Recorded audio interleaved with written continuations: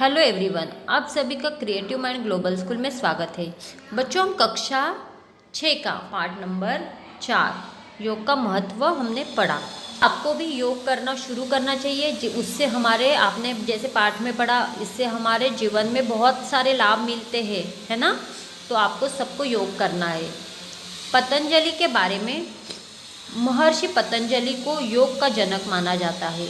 महर्षि पतंजलि जो है, उन्हें योग का जनक माना जाता है। उन्होंने ही सर्वप्रथम योग सूत्र नामक ग्रंथ लिखकर योग विधा को व्यवस्थित रूप दिया। उनका अष्टांग योग धर्म और दर्शन की सभी विद्याओं के समावेश के साथ साथ मानव शरीर और मन के विज्ञान का मिश्रण है। ठीक है। चूँकि योग सूत्र में योग की सभी क्रियाओं को सर्वप्रथम पतंजलि ने लिपिबद्ध किया था, इसलिए इन्हें आधुनिक योग का जनक माना जाता है। उनका जन्म 250 ईस्वी सन पूर्व माना जाता है, परंतु उनके जन्म को लेकर विवाद है। उनके पिता का नाम अंगिरा और माता का नाम गोणिका माना जाता है। वे महान वैज्ञानिक, आयुर्वेद चिकित्सा के ज्ञाता और संस्कृत भाषा के विद्वान थे। ठीक है। आओ कर एक देखते हैं। सही शब्द चुनकर रिक्त स्थानों की आपको पूर्ति करना है। डैश से ही शरीर की समस्त क्रियाओं का संचालन होता है। किससे होता है, पता है आपको? मस्तिष्क से होता है। यदि हमारी रक्त नलिकाएं साफ होंगी तो हृदय को अतिरिक्त क्या नहीं करना पड़ेगा, तो श्रम नहीं करना पड़ेगा। योग का डैश शरीर, मन और आत्मा के बीच में संतुलन प्राप्त करता है। योग का उद्देश्य हमारे शरीर में संतुलन स्थापित करना ही होता है। आज की भाग दौड़ भरी जिंदगी में स्वस्थ रह पाना क्या है, एक चुनौती है, से कम नहीं है। प्रत्येक वर्ष कब अंतर्राष्ट्रीय दिवस मनाया जाता है? 21 जून को। ठीक है। आओ करे एक आपको स्वयं पूर्ण करके देखना है। आओ करे 2, आओ करे 3 और आओ करे 4 अभी आपको नहीं करना है। ठीक है। शब्द ज्ञान में हम पढ़ेंगे समुच्चय बोधक शब्द, जिसे योजक शब्द भी कहा जाता है। पाठ में से दिए गए वाक्य पढ़िए। अब समुच्चय बोधक शब्द क्या होता है? समुच्चय बोधक शब्द या योजक शब्द। पाठ में से दिए गए वाक्य पढ़िए। इससे रक्त नलिकाएं साफ होती है तथा प्रत्येक अंग में शुद्ध वायु का संचार होता है। ठीक है।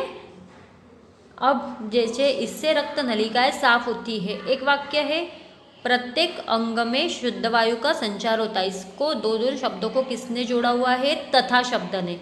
तो तथा क्या है? समुच्चय बोधक शब्द। जब हम थककर आराम करते हैं या रात को सोते हैं, तब भी यह गतिशील रहता है और अपना कार्य करता है। इसमें कौन सा है? जब, तब और। ठीक है। योग शरीर को लचीला और सबल बनाता है। यदि आपका शरीर स्वस्थ है तो संसार का सबसे बड़ा धन आपके पास है। इससे हृदय स्वस्थ रहेगा और शरीर के अन्य शुद्ध अंगों को रक्त मिलता रहेगा। यह शरीर के जोड़ों और मांसपेशियों को लचीलापन लाता है व उन्हें मजबूत बनाता है। उपयुक्त वाक्यों में रेखांकित शब्दों की मदद से शब्दों को, वाक्यों को और उपवाक्यों को जोड़ा गया है। जो शब्द आपको दिख रहे हैं, जिसके नीचे हमने रेखांकित किया है, ये शब्द किसी शब्दों को या वाक्यों को या उपवाक्यों को, दोनों को जोड़ता है। ठीक है। अब जैसे उदाहरण पहला देखते हैं। इससे रक्त नलिकाएं साफ होती है, प्रत्येक अंग में शुद्ध वायु का संचार होता है। इन दोनों वाक्यों को किसने जोड़ा है? तथा शब्द ने जोड़ा हुआ है। इससे रक्त नलिकाएं साफ होती है तथा प्रत्येक अंग में क्या होता है? संचार होता है। तो तथा शब्द से जुड़ा है, तो तथा क्या है? समुच्चय बोधक। योग शरीर को लचीला बनाता है, योग शरीर को सबल बनाता है। इस वाक्य में योग शरीर को लचीला बनाता है और योग शरीर को सबल बनाता है, तो और से जोड़ा हुआ है इस वाक्यों को। ठीक है। वाक्यों में अगर तथा, जब, तब, और, तो, व ये सारे शब्द आते हैं, या शब्दों को, पदों को उपवाक्यों से जोड़ने का काम कौन करता है? समुच्चय बोधक शब्द करता है। ठीक है, जब, तब, और, तो, वह, ये सारे शब्द जो उपवाक्यों में आते हैं उन्हें जब जोड़ने का दो वाक्यों को काम कौन करता है? समुच्चय बोधक शब्द करता है। आओ करें 5 देखते हैं। दिए गए अनुच्छेद को पढ़िए और उसमें आए समुच्चय शब्दों बोधक शब्दों पर आपको गोला लगाना है।